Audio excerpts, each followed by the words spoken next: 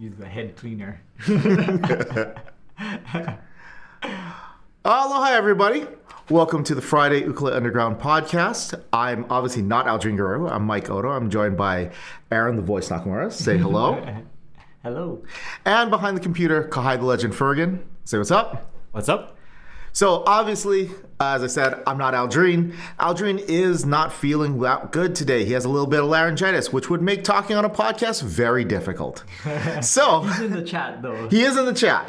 So if you have any questions for him in the chat, go ahead and he can answer you there. But instead of a jam, we decided to have a podcast today. So as always, the podcast is for all your questions. Ukulele, music, anything in between. Sometimes wrestling, sometimes food. Sometimes video games. Sometimes video games. It's pretty much whatever you want to ask, but we steer it towards music. So as Aldrine says, you have Q's, we have O's. We don't give answers, we give our opinions. You ask your question, I give my 2 cents, he gives his 2 cents, he gives his 2 cents, and Aldrine will throw his 2 cents in on the chat, and you'll get an 8-cent answer for all that's worth. All right, so since I don't usually do the hosting here, we're just gonna jump right into it. What do we got? Yeah, since Aldrine isn't here, right? It's like, ooh, let's not talk about ukulele anymore. Get rid of that ukulele.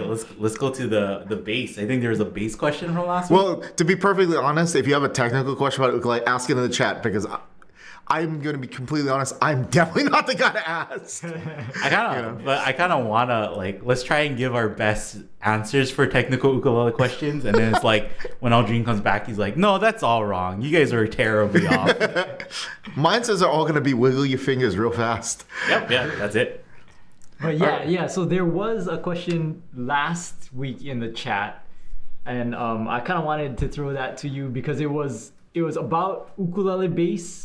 And it was basically, what is there a difference, or what's the differences between like small scale regular basses and like the U bass or like ukulele basses? Okay, so the first terminology we have to have is scale. People, when we say scale, the amount of inches between the nut and the bridge is your scale length. Okay, that's expressed in inches, and so from the nut, from there to there. Yeah. The saddle.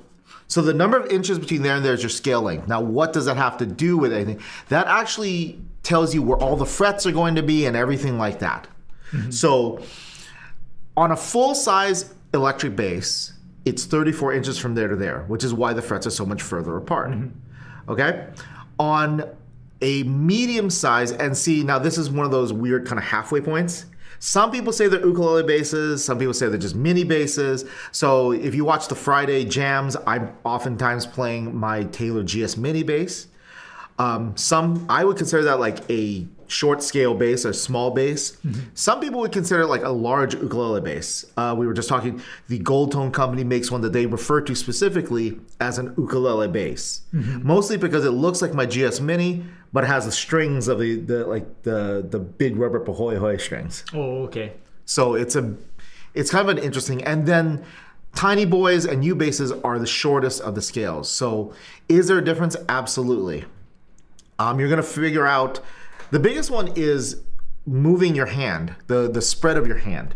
So when you're playing an electric bass, your hand has to kind of spread out like this much in order to get like one finger basically per fret space. Mm-hmm. On my Taylor GS Mini, it shrinks down to about that. And then on a U bass, it shrinks down to like that. Mm-hmm. So what that basically means is if you're super used to playing a U bass and then you pick up a full-size electric bass, you're probably going to overshoot a ton of your notes. Mm-hmm. Undershoot. Yeah. And if you're used to playing an electric bass, this is my own experience. If you used to playing electric bass and you pick up a Taylor, you will overshoot some notes. And if you pick up a U bass for the first time, you're really going to overshoot notes. Yeah. Now, there are certain things that are kind of cool about those, in the sense that when I pick up my U bass, I can actually make certain stretches and stuff that are physically impossible on my electric bass. I can hit notes that are way far apart. It's not incredibly useful, but it is useful.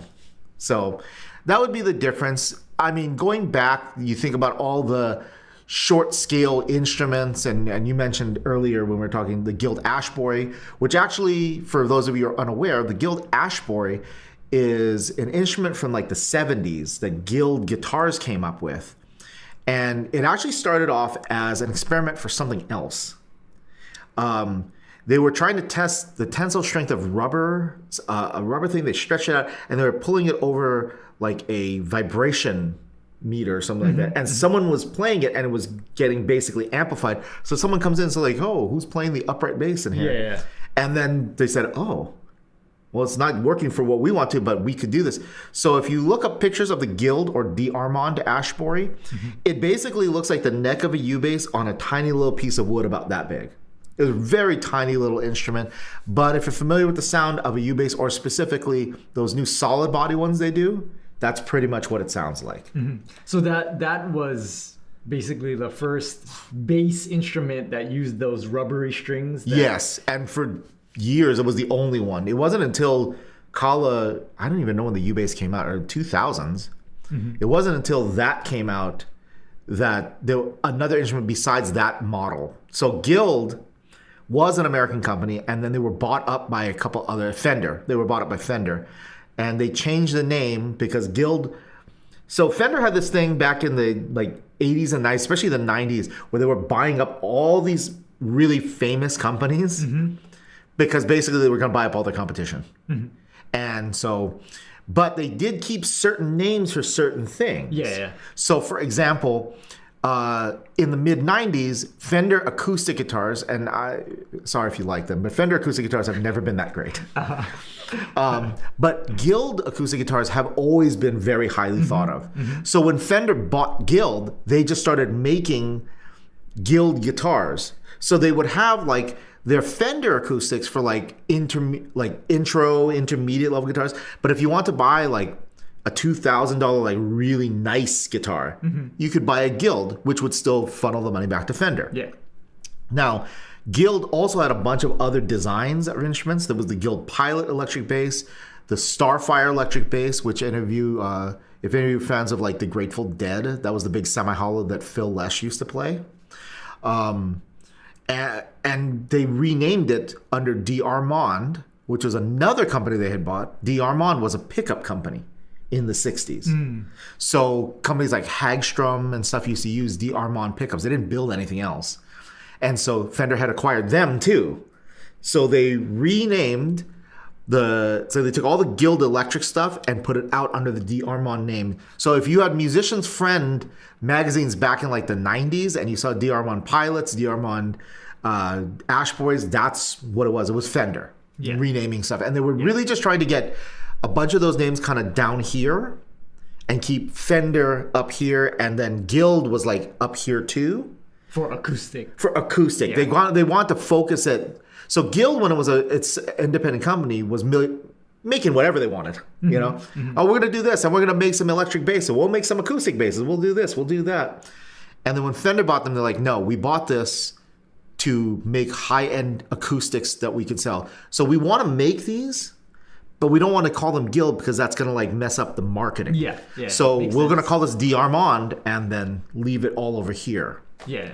Because I do remember seeing those Ashbory basses under D'Armond name and Musician's Friend. Yeah, Musician's Friend, and thinking like, oh man, I really want to try one, but I don't want to actually buy it. No.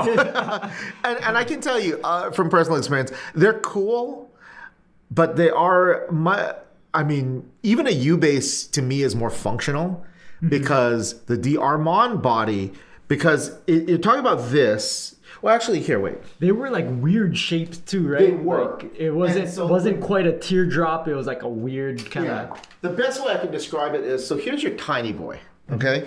Now, actually, this neck is a little bit longer than an Ashbory neck. It's a little bit shorter. But imagine if this body was like half this size, less than half this size. Yeah. And that's pretty much what we're talking about in terms of the Ashbory. So basically look like a big neck with a tiny little piece of wood. And then those rubber strings. And then the giant rubber string. So that's what made it so hard. And made it very unwieldy to play for a lot of people. So the Ashbory sort of became one of those things, like if you were like, I don't know, if you were like really into weird instruments, you'd probably buy one. Yeah. You know? And But I was definitely one of those, but I'd never actually pulled the trigger on it. until he grew up, buying and then he bought all the weird instruments. Yeah. Yeah. He owns a theremin. I love that he owns a theremin. You know, kind of taking it back to like last week, we talked about like, you know, our stance on like, oh, if you're gonna play ukulele, just get an ukulele. Don't get like a baritone, or don't get talked into a baritone and other stuff. So in that same sense, if somebody came into the shop and they're like, I want to play bass, and like, but my hands are too small, would you still like suggest a U bass or a mini bass for them? You know, being that ergonomics is a big thing of mine, I would actually set them down and let them play all of them.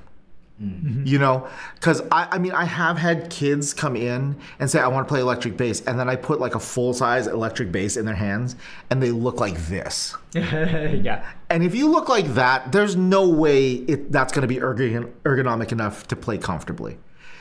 I would immediately then kind of move them to like one of the mini acoustic basses next, like GS Mini size. And see if that... Because it is not just GS Mini, obviously, because the GS Mini bass is fairly expensive for a first bass. It is.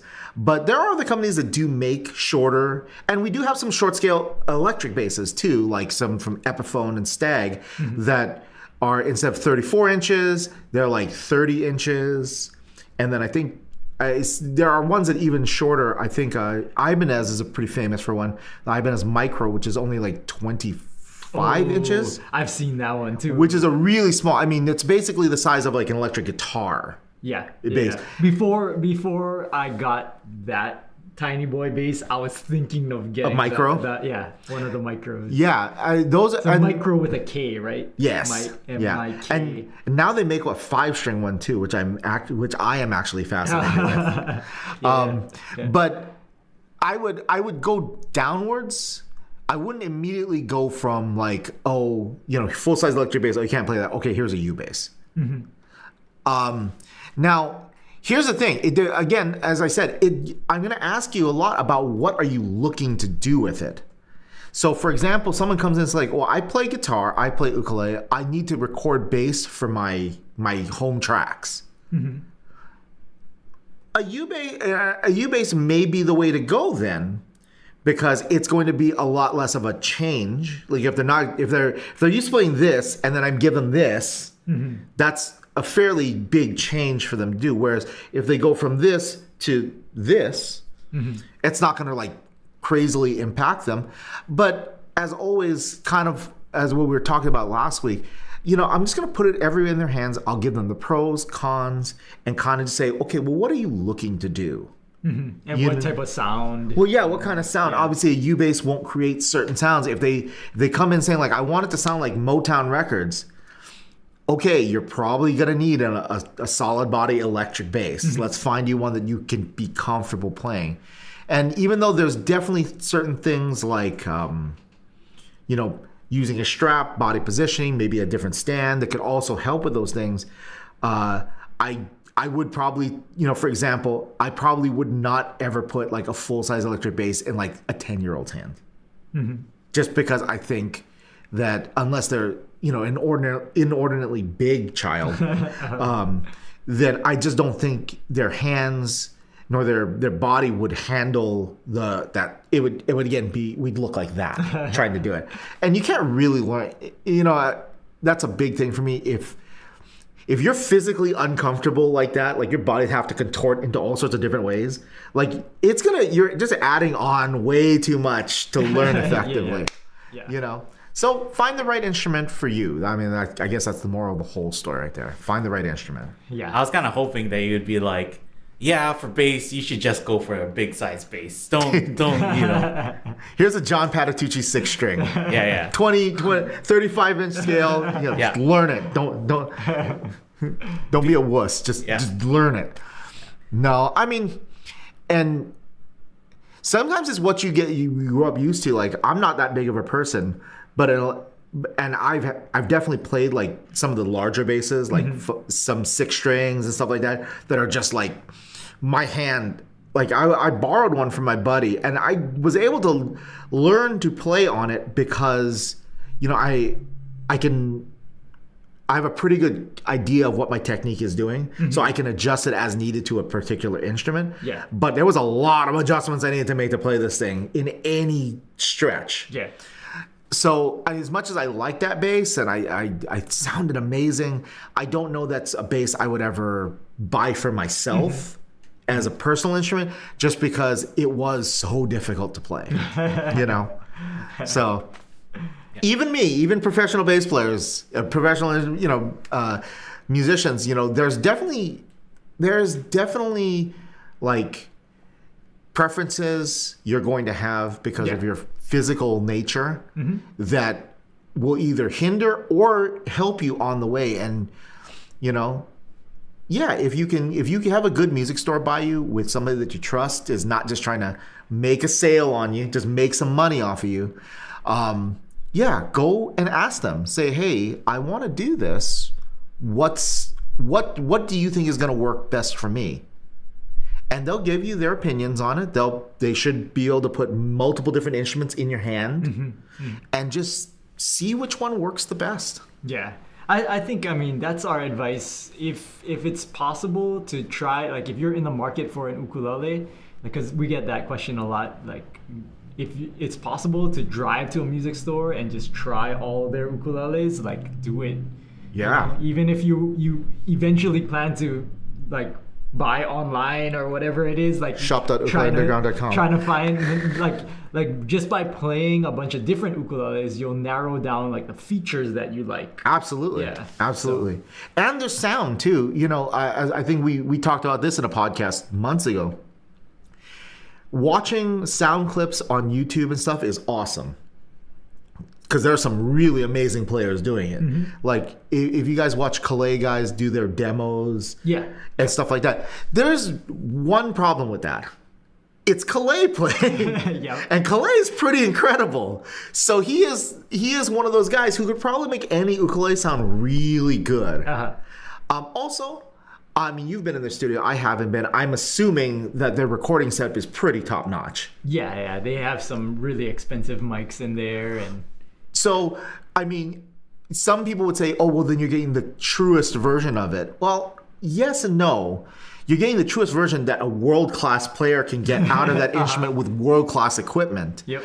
Also, keep in mind that if he were to pick up a Kamaka HF3 and play it, and then I took it, and then you took it, and then Kai took it, and Aldrine took it, it would all sound different. Yeah. Because we all have different playing styles. Yep. And then if you went to their store and got that and played theirs, played 2 or 3 of them, they would all sound somewhat different. And then if you came to my store and tried another 2 or 3 same HF3s, they would all have slight differences in sound and stuff like that. And it does happen. You know, at my store, when someone's buying especially a higher end ukulele, oftentimes I will break out all of them. So if someone's buying like a nice K1 premium from me, I will pull out all the K1 premiums I have. We only put one on the wall at a time. Yeah. But I'll pull out all of them because, number one, maybe one of the other ones has a wood grain that just pops to them more. Yeah. And that's happened multiple times. Sometimes the person just, no, the first one, that's the one I want. But I've had total time where I open one up and they look at that and the wood grain is just,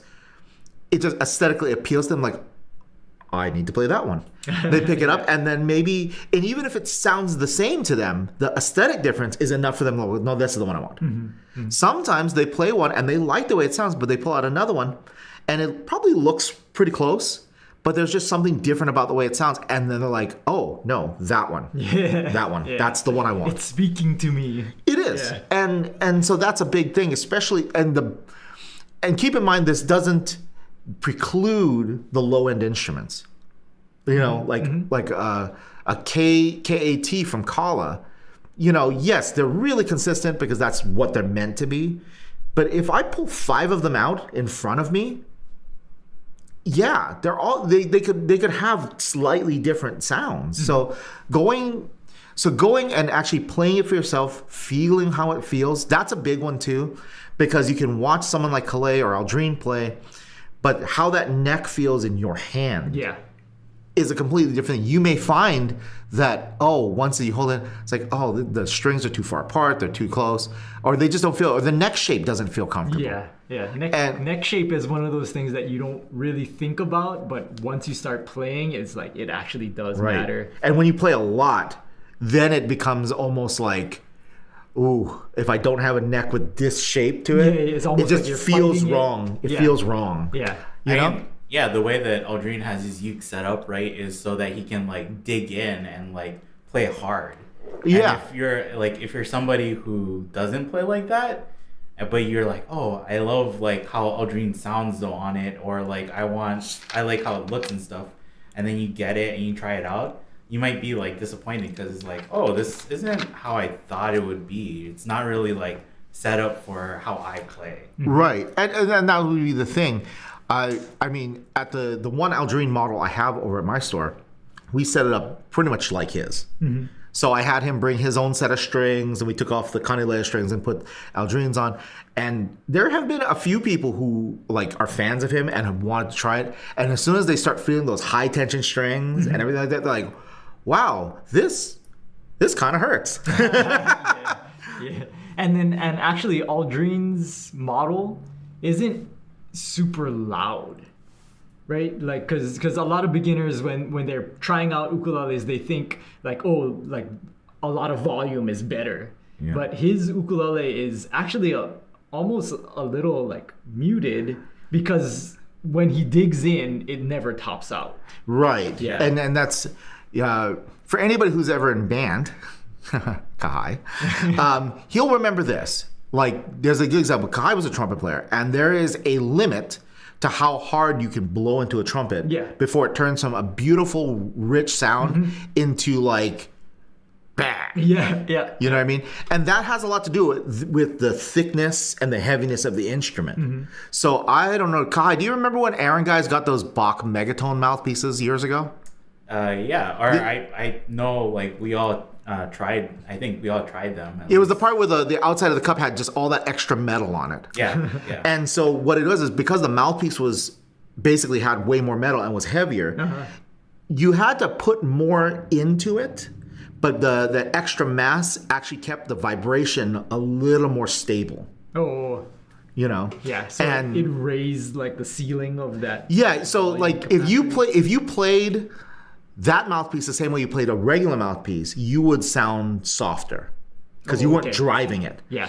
But it also meant that when you did start really kind of giving it, really putting some sound into the thing, because you wouldn't push it past its stable vibration point, you could play louder in the end without getting into that blatty sound. Yeah.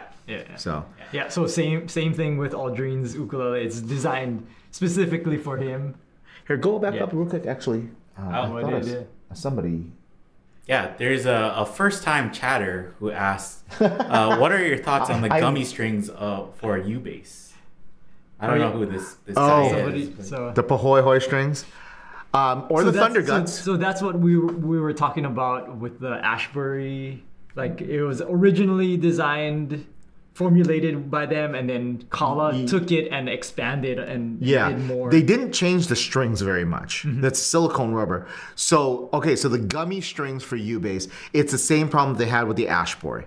Especially, it depends on where you live, funny enough. If you live in a place that's either very dry, if you live in a place that's too dry, then you have the chance of the strings almost drying out and becoming and like starting to flake off. Okay. Like, you got to think about it. Like, maybe you surf, it's kind of like your surfport leash.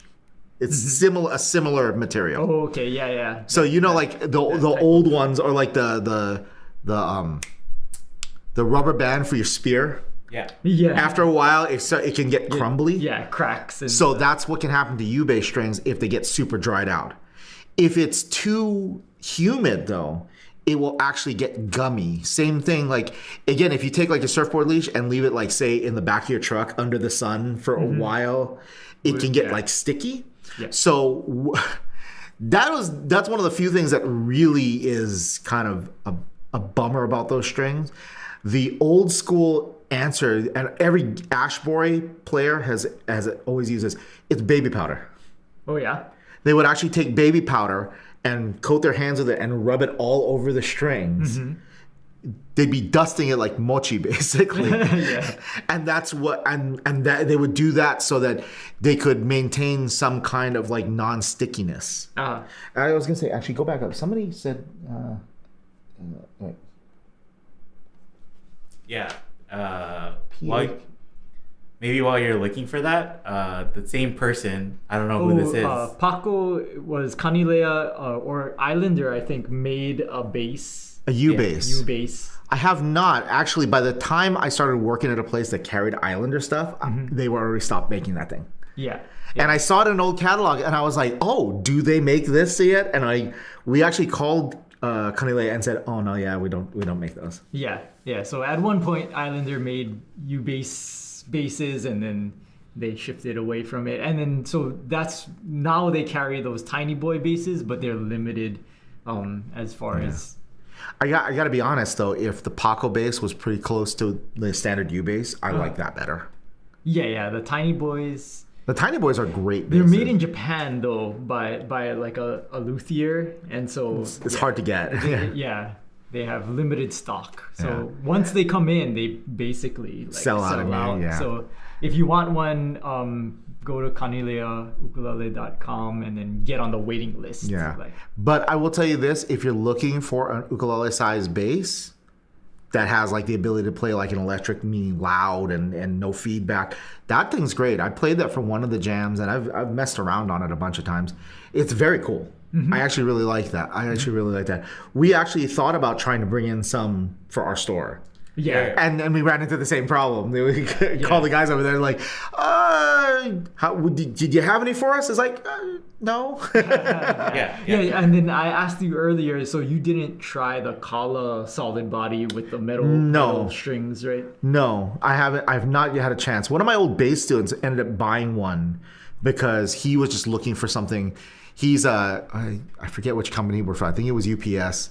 So he was kind of looking for something that on like his break he could pull out from underneath his chair on his truck and just play it for a little bit. And according to him, it works great. I see no reason why it wouldn't. Obviously, like I think the Tiny Boy is similar in construction to the California U-Bass. So I mean, and going also to the idea of like a recording instrument, that could be a really good one. Yeah. Especially if you're not a bassist and that thought of like, trying to go from this to that is a little intimidating. Maybe look into the Tiny Boy or a solid body U-Bass. It would definitely be the sort of thing that would be easier to do recordings with than other instruments that people have made. Yeah. So you would say that you prefer the metal strings to the... Absolutely. Yeah. When I first got my U-Bass, I had the rubber strings on them. I played them for about 2 weeks, really trying to give it a chance because I'd only ever mess with them in the store. So it's not really sitting down, but I sat down and I tried to record myself. I would run my scales and stuff over there and just... That's kind of what it feels like after a while, especially if your hands get sweaty too. So wait, what do you use now then on your U-Bass? So then I moved to the round wound metal strings that Kala makes for the U-Bass. Okay. And then just more recently, just to get it like to a sound closer to what I really love, I switched to the flat wound version of those strings that Kala makes, and it's awesome. I love that thing. Okay. Yeah. Good to know. It's definitely wouldn't be something I use as a primary, but it's definitely got its own sound, and that's kind of the idea too. Like it fits a very specific sound in my studio setting. Yeah.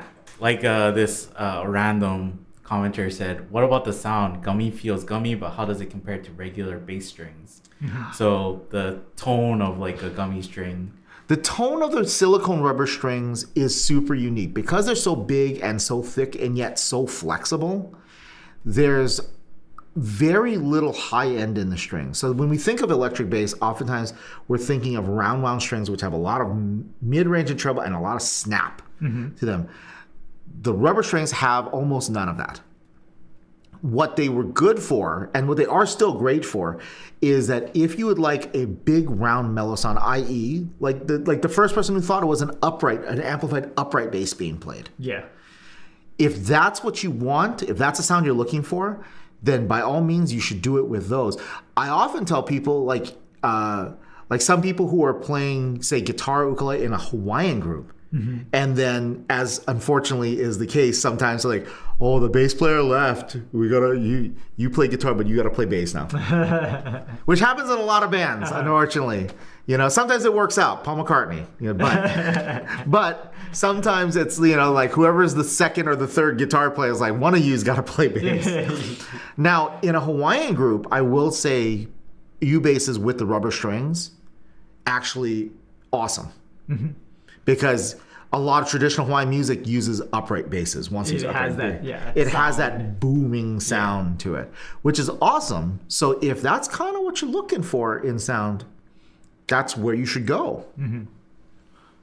Yeah, we know a bunch of groups, ukulele groups, where they'll play some traditional Hawaiian stuff, and it fits in perfectly. Yeah, so. It fits really good. Yeah. The weird part is, for such a small instrument, to get that good sound out of it, you really want a big amp. yeah. So it sounds like an SNL joke. Tiny bass, giant amp, But if you have that type of setup, yeah, you can get some. I mean, when we're demoing U-basses for people who've never heard one before, and I plug like that U-bass into like a giant 15-inch speaker with 300, 400 watt head, and I just go. Yeah. And nobody's gonna miss the full size bass. Yeah, no. At that point, nobody's gonna be like, oh well, it doesn't sound good enough. I was like, no, that sounds pretty good. Yep. Were there any other questions that you saw, Kahai?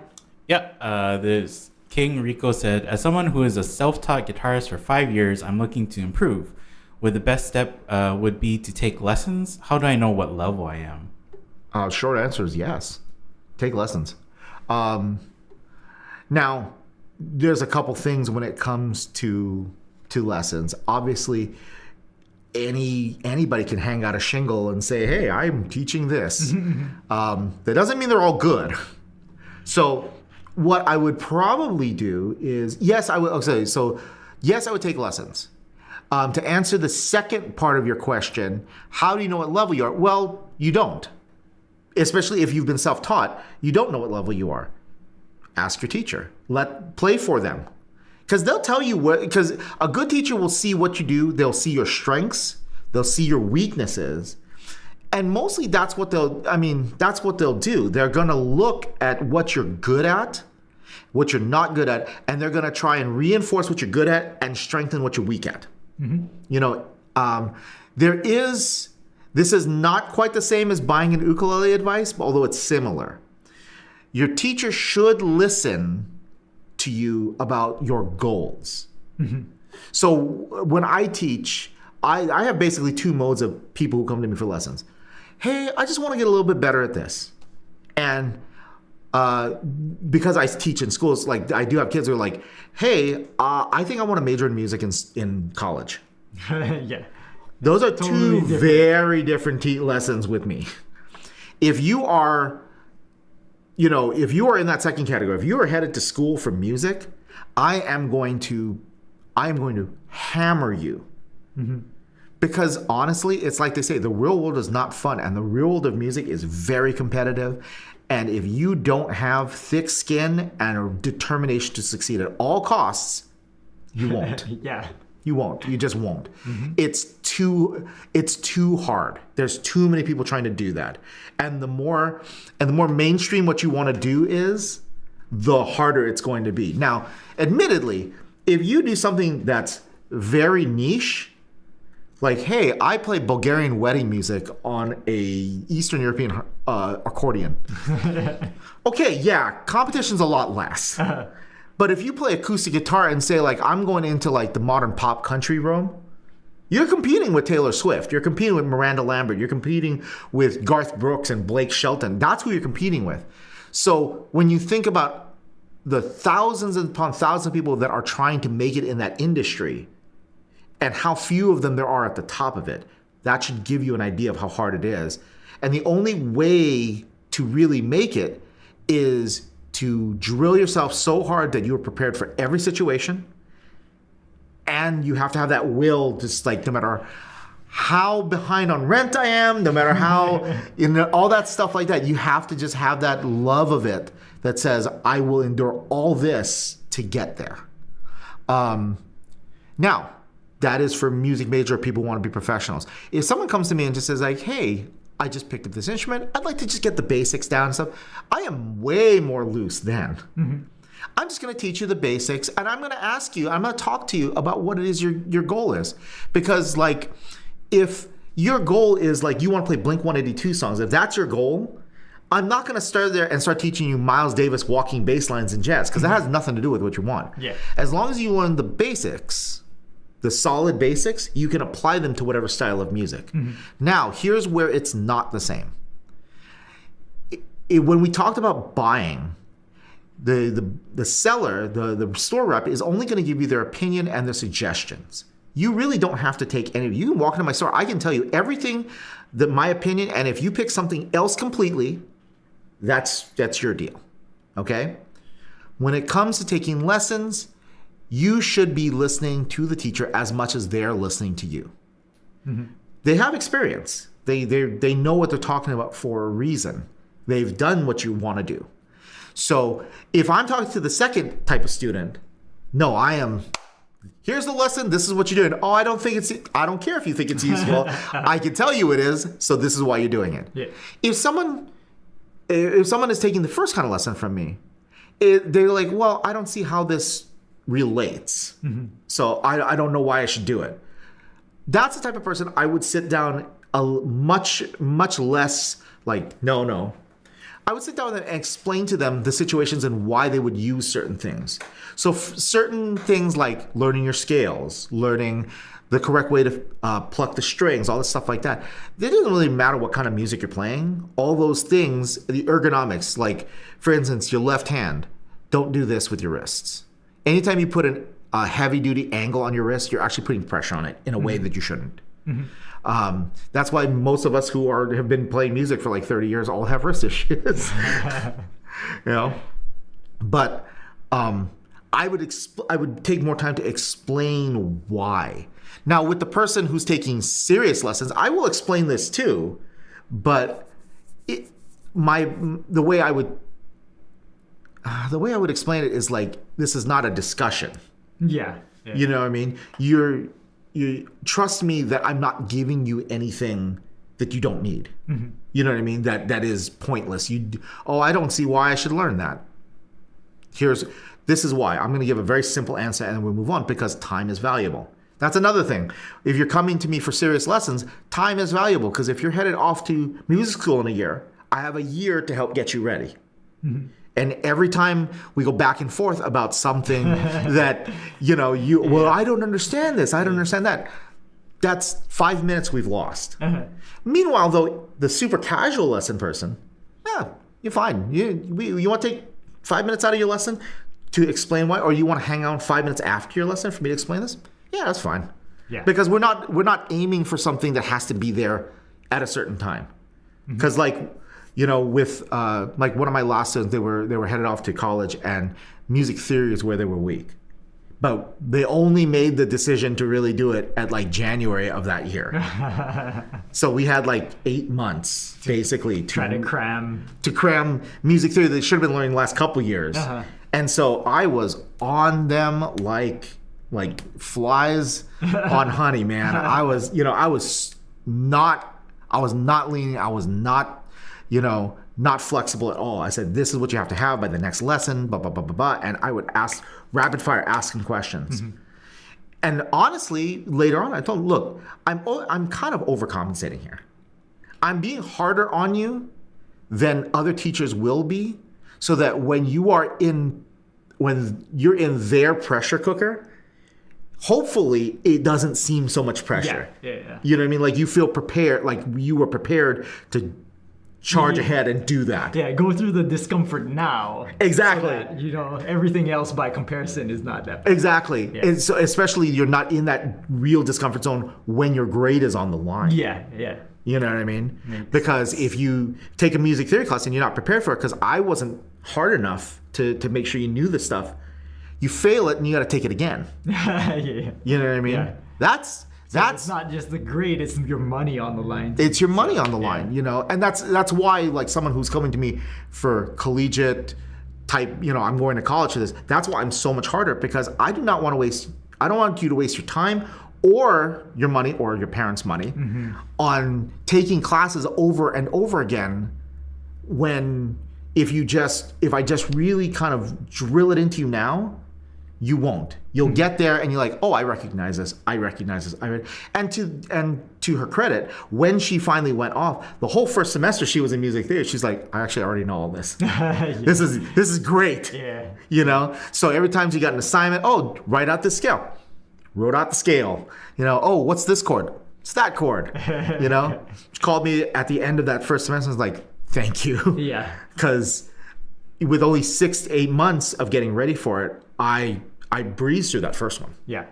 And I was like, awesome. And then from there, you can build your Exactly. skills. And so that first semester was able to reinforce all those basic music theory skills and knowledge, so that when she went into part 2, like, she had such a good grasp on that stuff, that every new thing she learned was, since it was building off of the old stuff, it made so much more sense. Yeah. Yeah.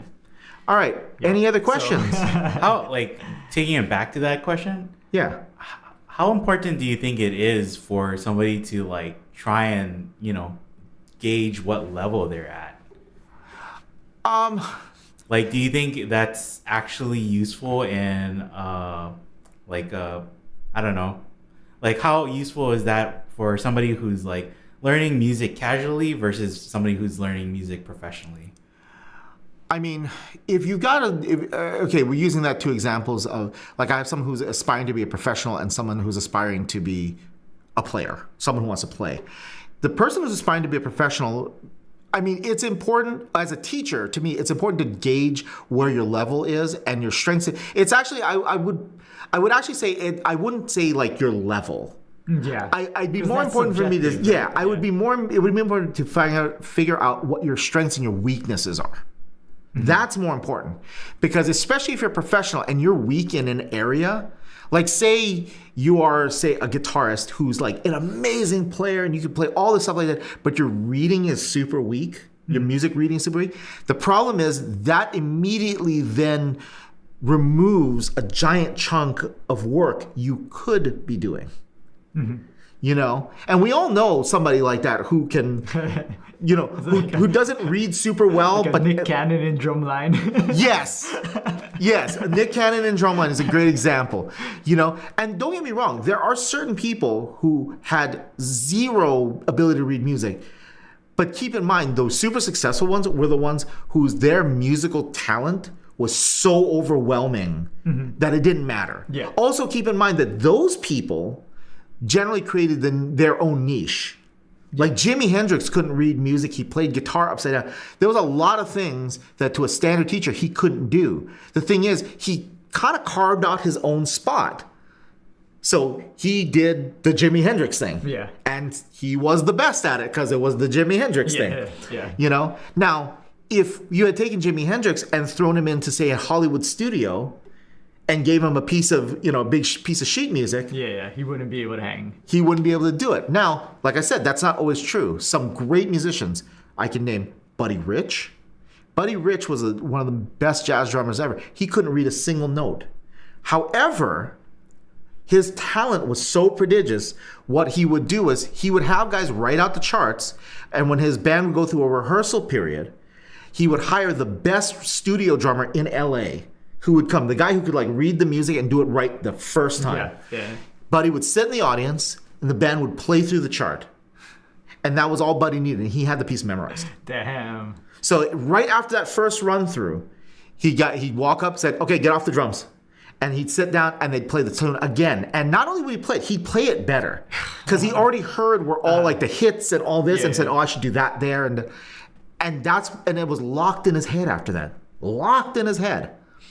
But that's then like an outlier. 1%. Yeah, it's the 1% of the 1%. Yeah. A guy like Glenn Campbell. Now, a lot of people think of Glenn Campbell as the rhinestone cowboy guy and stuff like that. A lot of people don't know in the 60s, he was an incredible studio musician. He played guitar on hundreds of recordings. Couldn't read a note.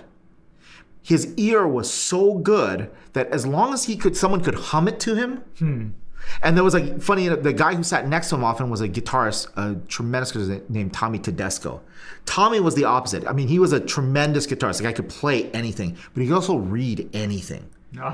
There was a Jan and Dean session where they count off 1, 2, 3, and his guitar was like like all weird and janky. And they stop and like, what are you doing? And he comes over, and as a joke, Tommy had taken his music and flipped it upside down, and he was reading it accurately upside down.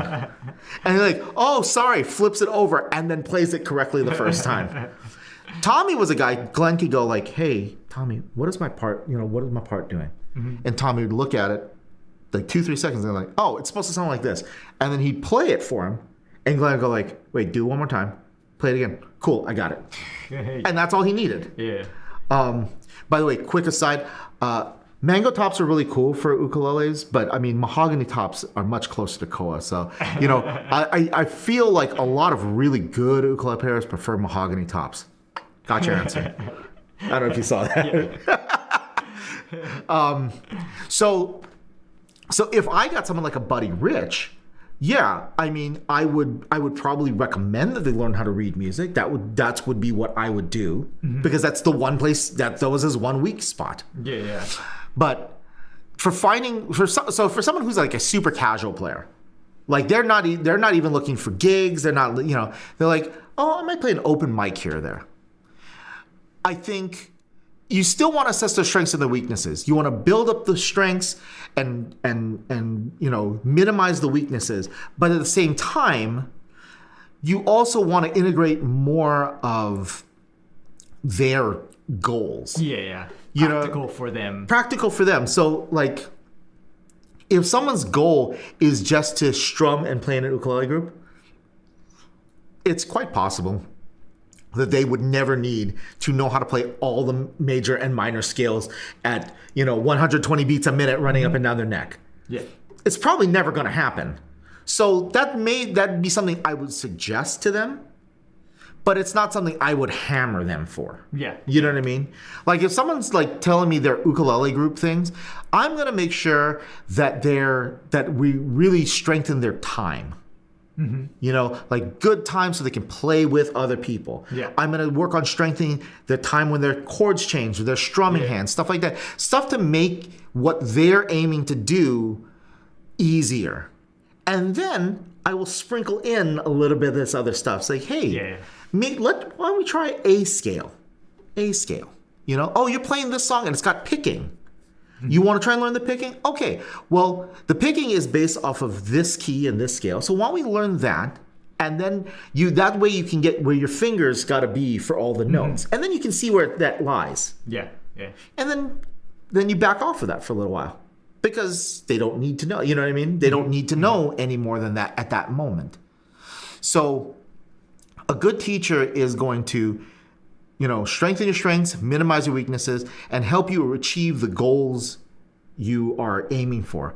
The more professional your aspirations are, I would probably say, the more you should place your trust in those teachers. Now, going back to what I was saying right at the beginning, how do you know you found a good teacher? That's a tough one, because anybody can say they're teaching. As a matter of fact, I think since we're on YouTube, I think we all know there's a lot of this is gonna be like Aldrine was saying, like, I'm not gonna say names. No, I'm not gonna do that. But there are definitely teachers of all types of subjects on YouTube that very clearly don't really know what they're talking about.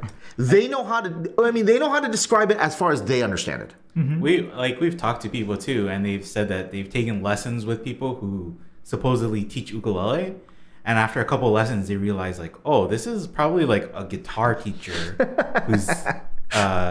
who's trying to teach ukulele on the side for extra money, right? Yes. And they're like not really into ukulele or playing, but just because they know a fretted instrument, they assume they know another one. Yeah, and they can get around, teaching some stuff. But it like when we get in students like that, we do have to like tell them like, oh yeah, some of the things that you're doing, it's probably because you were learning from a guitar teacher who's more comfortable with that playing style. Yeah. And with ukulele, it's yeah. different. And so that's kind of a thing. My best recommendations for teachers would be, or my best recommendation is if you live in a town with a college or a community college, go find out who's teaching lessons for them. Because if you want to play ukulele, okay, so yes, ukulele is not taught in the curriculum at a lot of colleges, but there's a few that might, that have that as an instrument. So if there is a local community college or college where you live, go ask their music department.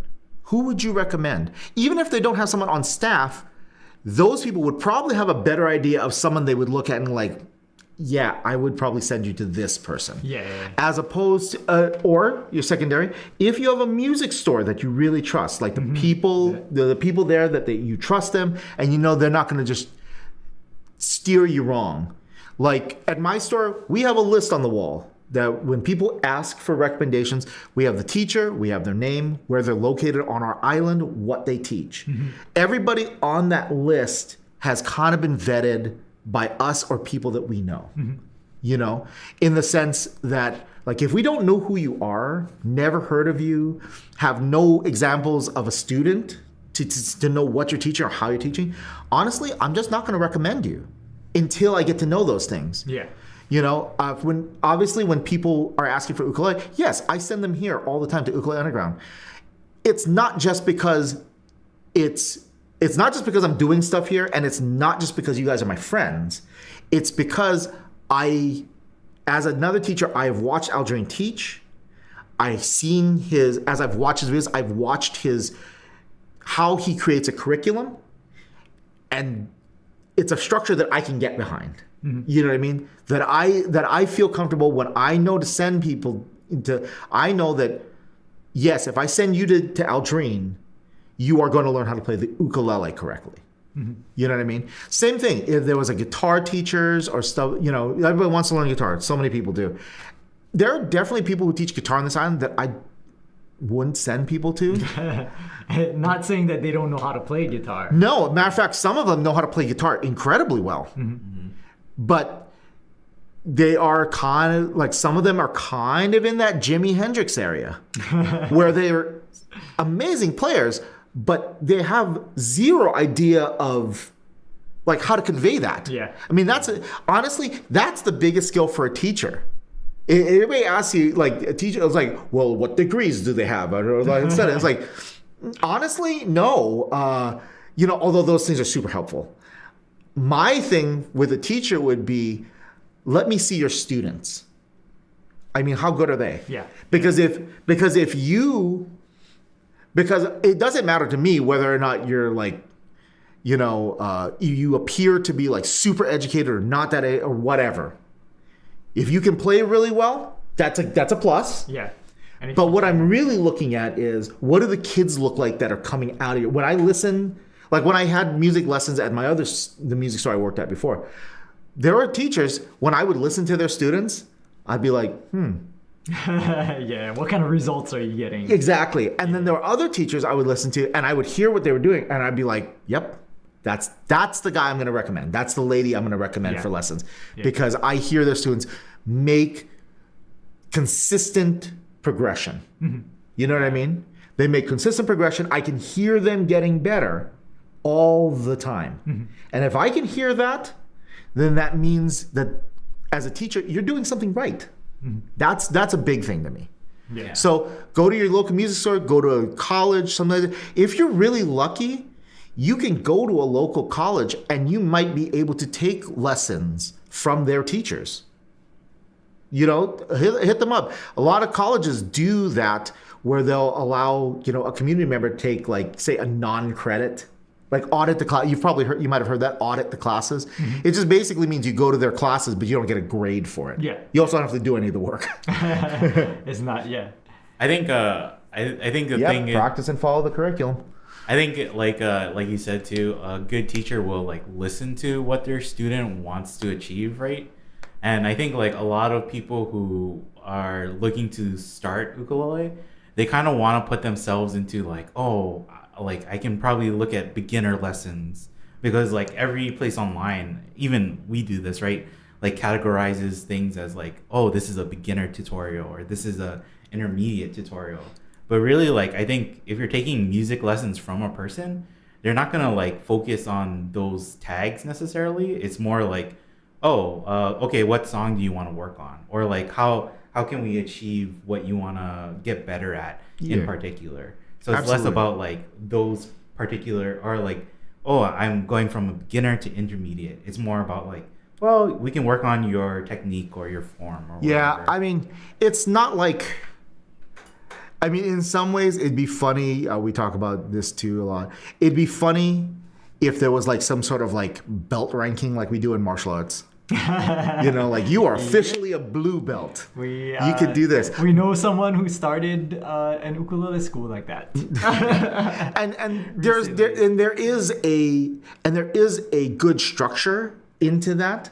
The key to it though is it like, what are you learning? And are you really integrating? Like, are you just able to regurgitate it, or can you really do it? Yeah. You know, as someone who teaches martial arts myself, there's a thing. Oh, here's gonna be one. Sorry, Aldrine.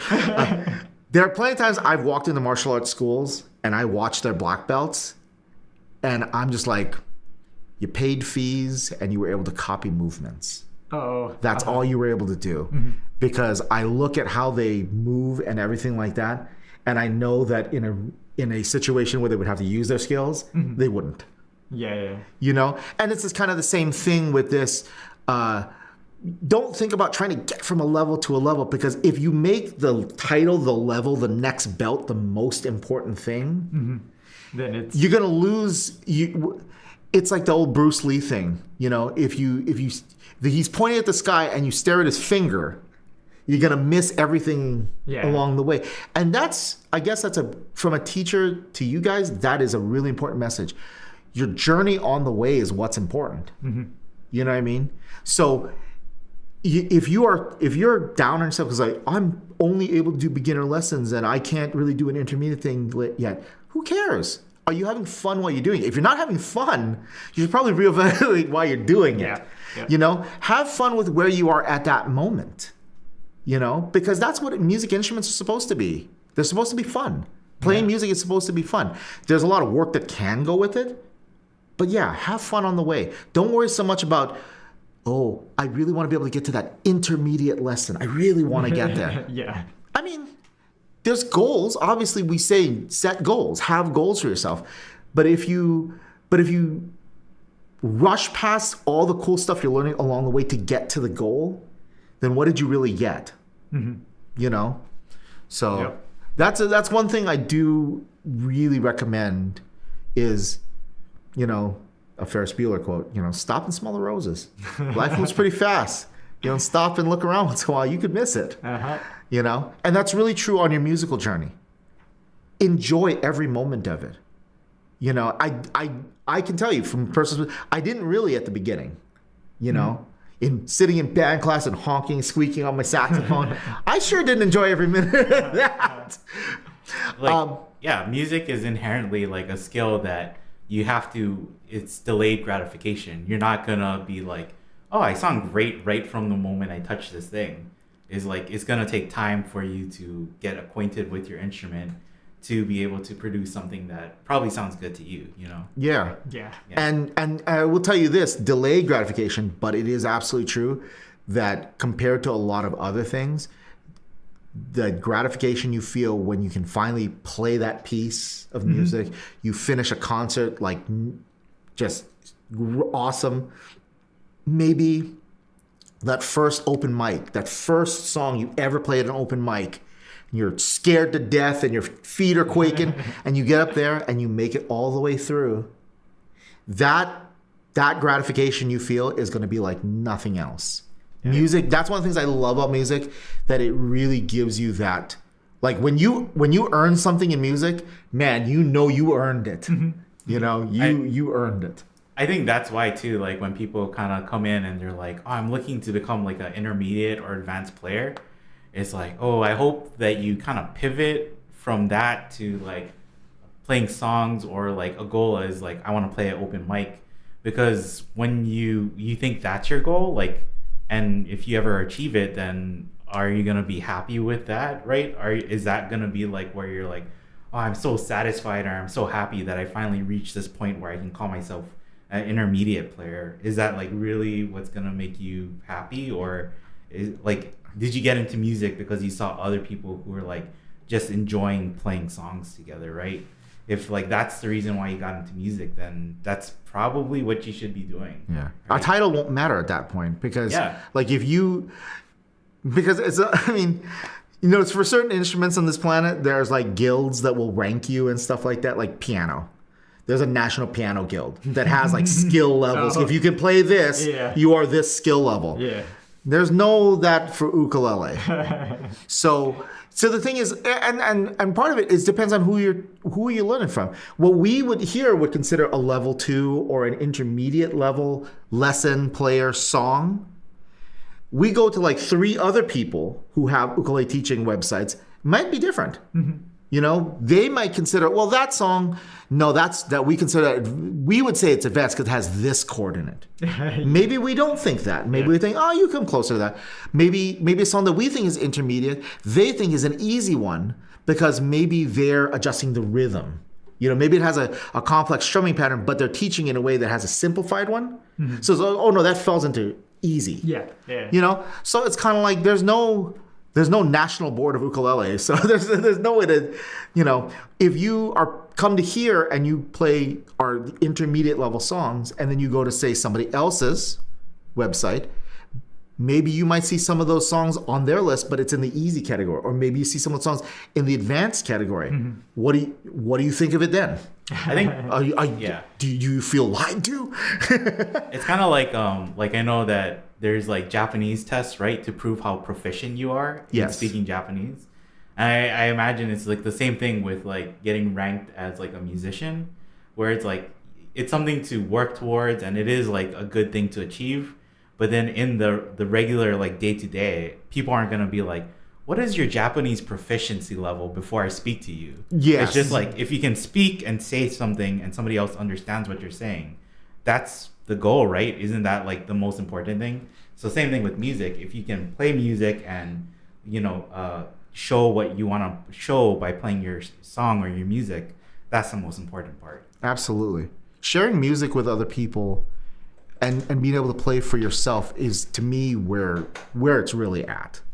You know, and who knows, depending on what your goal is. I mean, again, it has to do with your goal. So like, if your goal is like, hey, I want to be able to get up there and like do like Matt and Aldrine dueling body surfing. It's like, okay, well, let me tell you, that's going to take a bit of work. You're going to have to work pretty hard for that.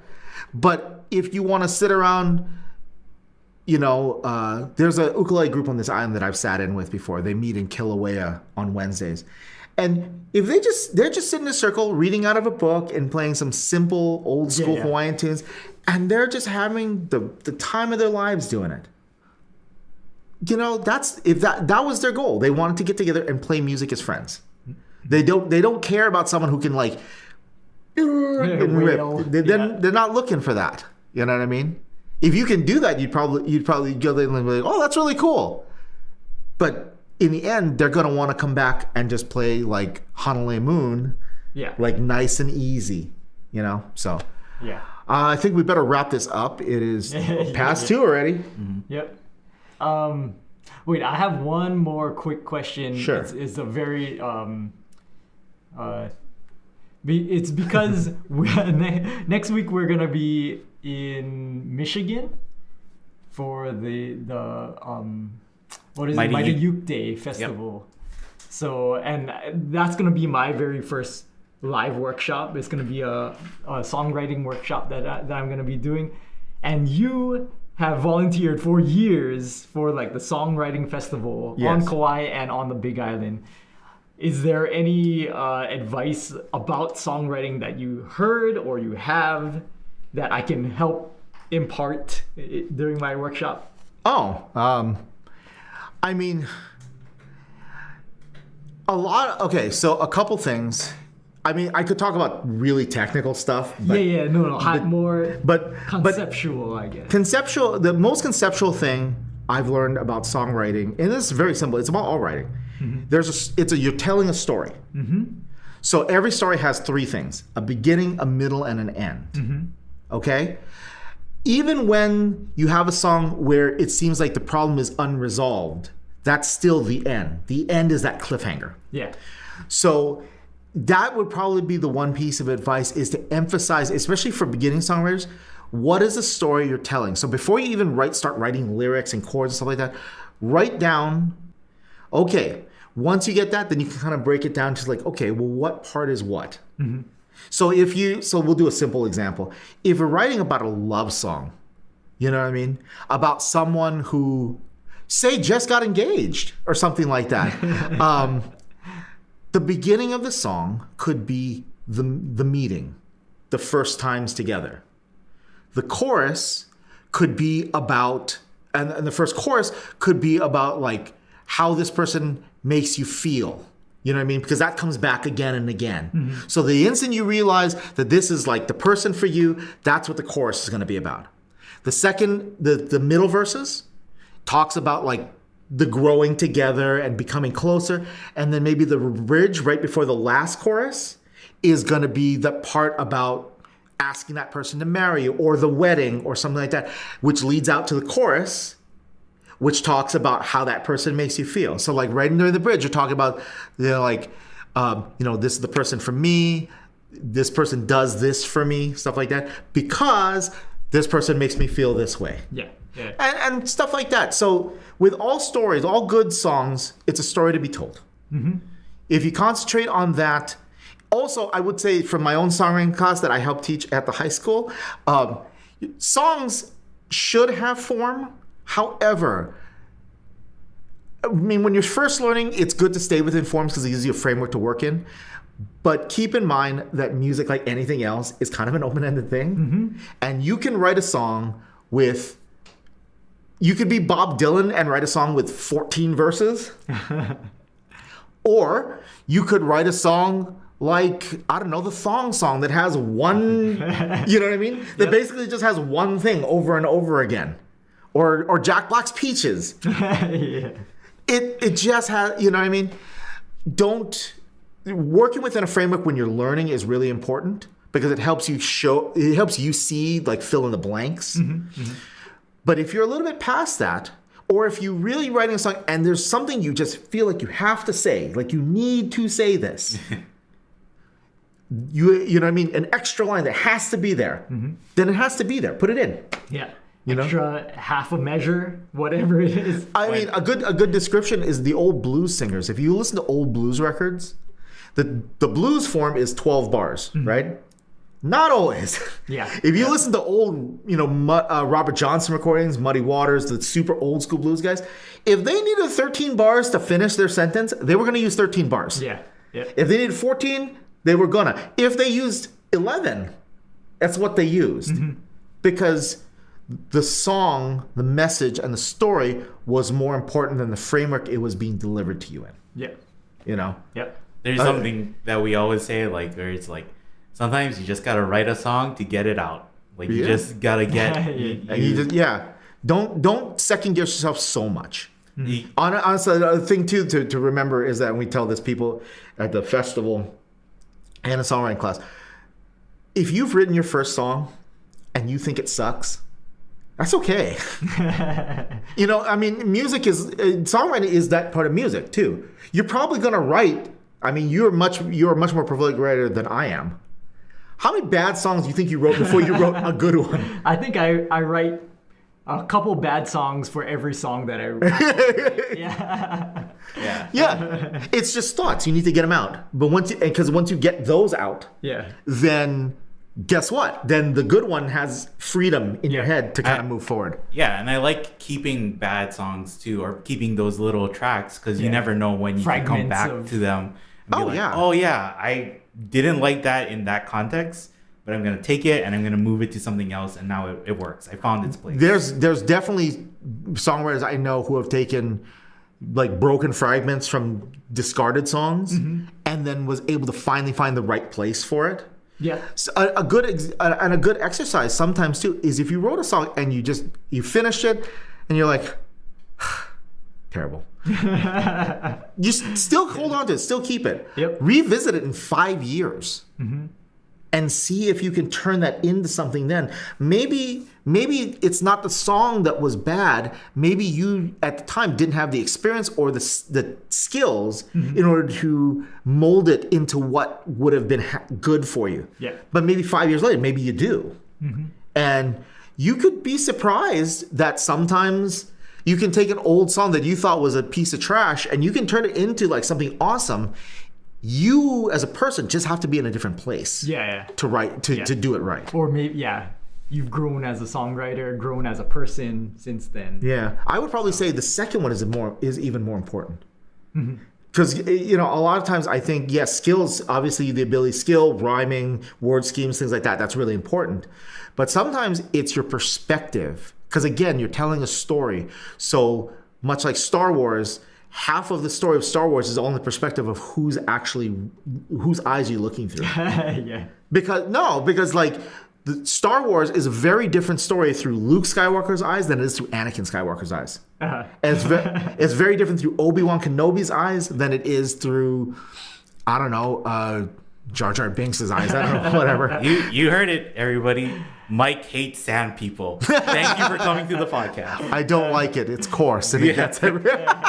But so that's good. That makes me feel pretty good because that the story aspect is like a major part of my workshop. So and almost every good songwriter I've ever hung out with, every time I've sat in on one of their classes or just kind of hung around the back and listened to what they had to say, what they're saying, the what you're saying with your song is almost always a core. No matter what their style of music is, the story is important. Songwriting style is all the crafty stuff, like analyzing your melody, analyzing your chord structure, all that is support for that. Yep.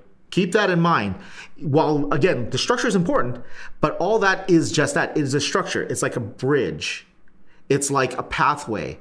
If your pathway is strong, then your traffic will roll over it really easily. If your pathway is weak, you don't understand chord structure, melody, it won't hold up.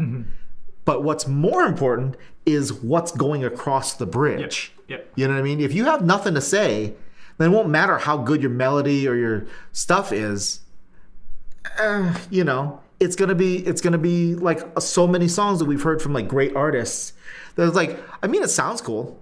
You've all done that, right? You've listened to a record of an artist you like, and this song comes on, and it's like, oh, the guitar is cool. Oh, the melody's kind of cool. But it doesn't stick with you. It doesn't change your life. Yeah, I think like some of my favorite songs that I've written, it's because like while I'm writing, I try to think, I want to make Aaron or Aldrine laugh while I play this song. And if they laugh, then I've achieved my goal, right? But it's not because it's like, I want it to be a cool song or anything. It's just like, I just want, I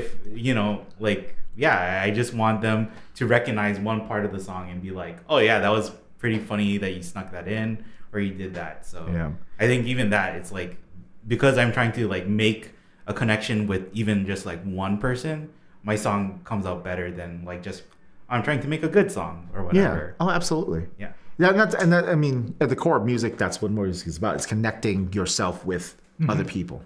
Aldrine asked, yes, Aldrine, I am doing love and live coaching. So for those of you who are sticking around for live coaching, get ready because it's going to be a ride today. So we better get going. Closing up, If you would like to take your ukulele playing to the next level, sign for Ukulele Underground Plus. It is a fabulous resource. There's tons of videos, ones that are not available on the free part of the site, as well as you can get 2 15-minute Skype lessons with Aldrine. Or Zoom lessons. Zoom lessons. Yeah. Skype, Zoom, whichever.